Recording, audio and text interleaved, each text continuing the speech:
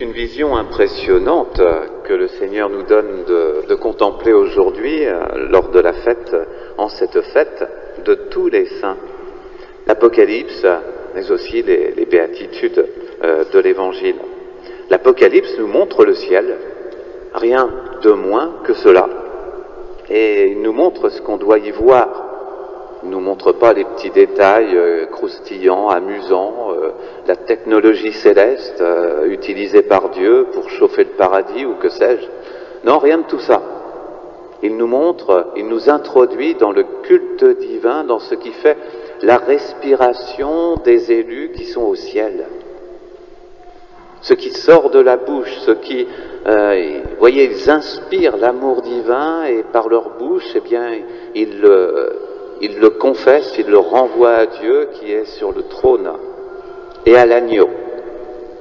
Il y a Dieu, on pourrait dire, vous voyez, parmi les croyants, il y a ceux qui ont une idée un peu abstraite de Dieu. Dieu, principe. Principe de toutes choses, principe de tous les êtres, principe de la vérité, principe.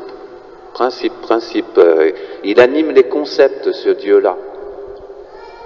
Notre Dieu à nous, il dépasse le concept. Bien sûr, par le concept, on essaye un petit peu de se représenter qui il est.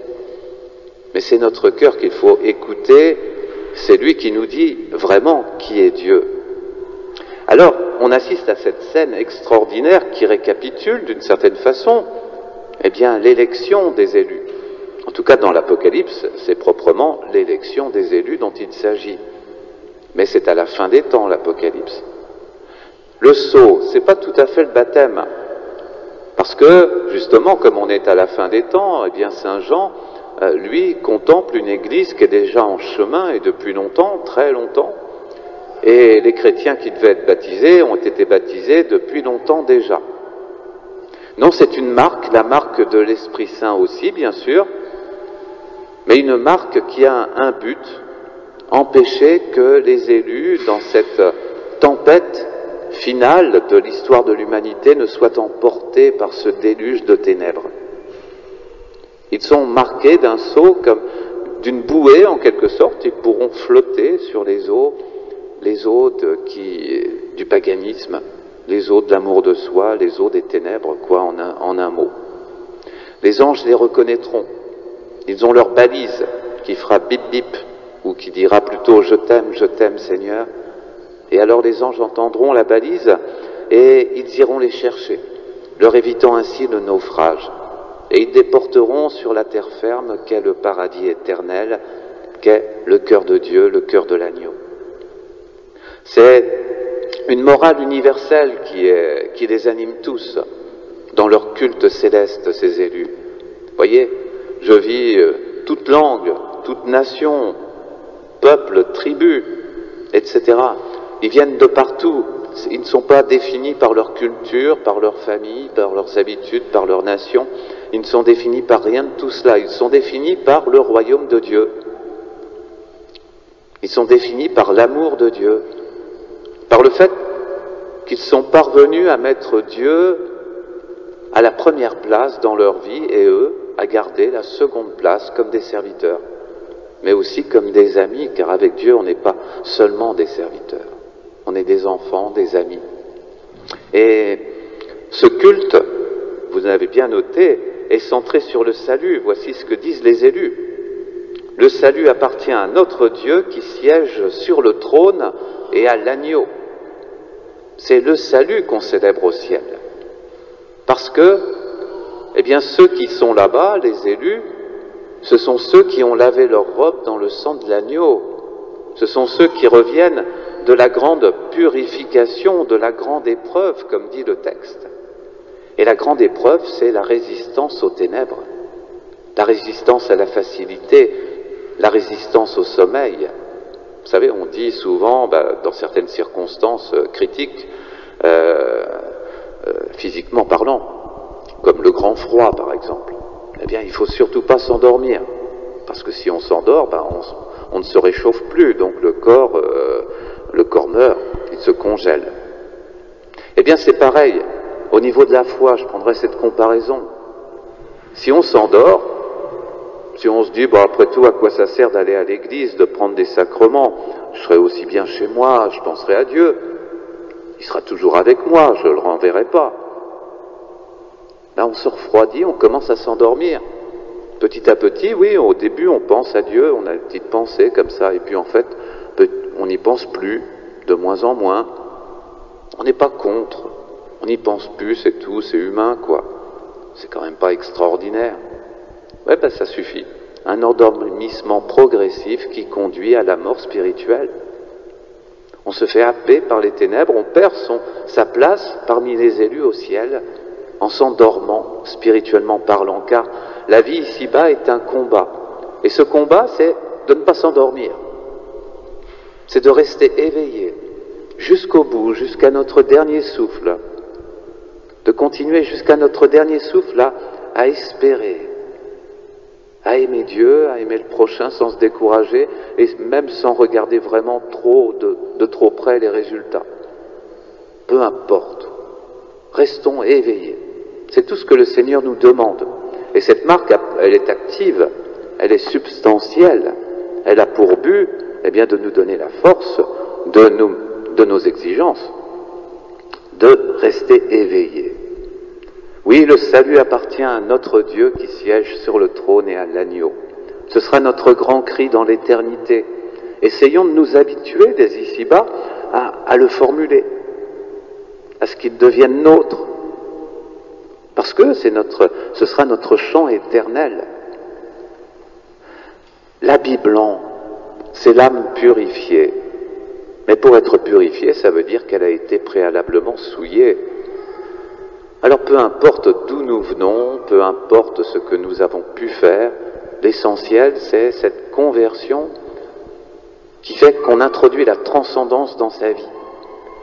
Et que dans le sang de l'agneau, dans la parole de Dieu, dans la communion, dans tous les sacrements, dont la confession aussi, nous faisons habiter Jésus en nous. Nous maintenons une maison bien propre, où il puisse demeurer, car les ténèbres chassent l'Esprit Saint. Les ténèbres et la lumière ne peuvent pas coexister. Alors si on donne aux ténèbres une place dans notre vie, la lumière ne pourra pas rester. Il faut disposer la maison pour que la lumière puisse prendre toute la place.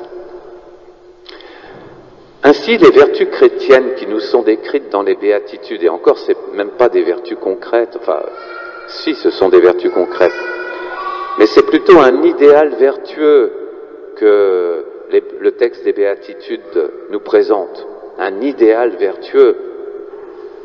Et, cet ensemble de vertus idéales, ce ne sont pas des qualités humaines, ce ne sont pas des qualités psychologiques, la douceur, la justice, etc., le cœur pur.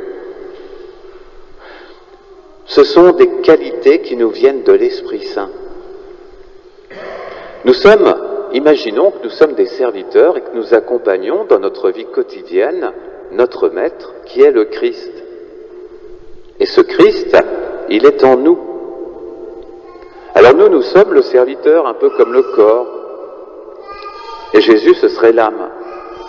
Et lorsque nous sommes doux, nous ne sommes pas doux de notre propre douceur naturelle et psychologique.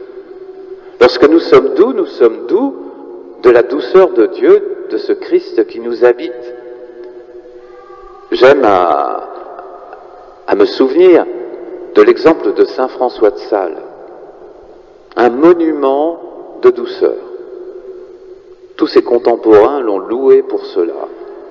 Douceur, suavité, comme on disait à l'époque, accompagnait chacune de ses paroles, de ses gestes, de ses accompagnements, même de ses polémiques avec les protestants, où il a marqué beaucoup de points.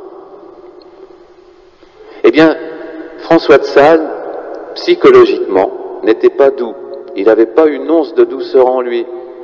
Naturellement, psychologiquement, il était coléreux, il se mettait en colère, il était passionné. Il n'était pas doux pour une once, pour un sou. Or, il est devenu l'icône de la douceur. Ça vient d'en haut, la douceur, comme toutes les vertus. Il s'est comporté comme le serviteur qui accompagnait son maître. quand il allait prêcher des missions, quand il allait prêcher des conférences spirituelles, quand il accompagnait des âmes, quand il célébrait la messe, etc., dans toute occasion, eh bien, il n'allait pas lui-même, Monsieur François de Sales, aller trouver un tel. C'était Jésus, accompagné par son serviteur François de Sales, qui allait trouver Monsieur un tel ou Madame un tel. Et la douceur merveilleuse qui émanait de son cœur, de ses manières, de ses paroles, pleines de sagesse, eh bien, n'était pas la sienne. Lui, c'était juste un petit bout coléreux, mais qui savait se mettre en arrière et laisser le Seigneur passer devant lui. Voilà le chef-d'œuvre moral, mystique, qu'a été François de Sales. Aujourd'hui, j'achèverai là-dessus, c'est un jour férié, la Toussaint. Mais on en profite souvent, parce que demain ce ne sera pas, pour célébrer nos défunts. Nous célébrons en tout cas nos défunts qui sont au ciel. Et méditons une chose. Eux maintenant, comme les élus que nous décrit le texte de l'Apocalypse, connaissent l'unique nécessaire.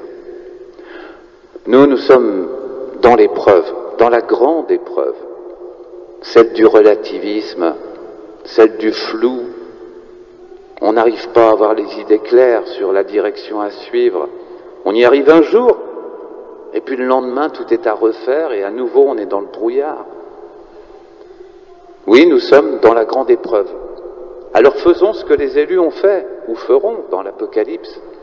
Lavons notre âme, notre cœur, notre intelligence aussi, dans le sang de l'agneau, pour finaliser et nos pensées et notre amour dans l'unique nécessaire qu'est l'agneau, Jésus-Christ notre Seigneur.